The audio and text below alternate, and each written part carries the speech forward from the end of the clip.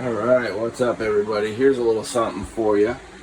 So, removing my mirror medicine cabinet off of the wall, screw there, screw there, screw there, there, one little one up there, and then all of a sudden it's still not wanting to come off the wall, right? Yes, I realize that one's there. I put that one back in there for demonstration purposes.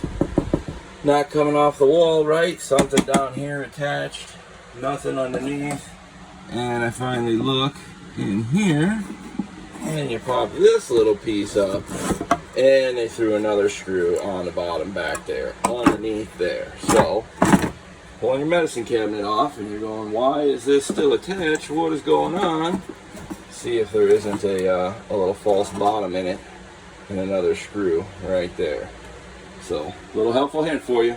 Like and subscribe if you want more.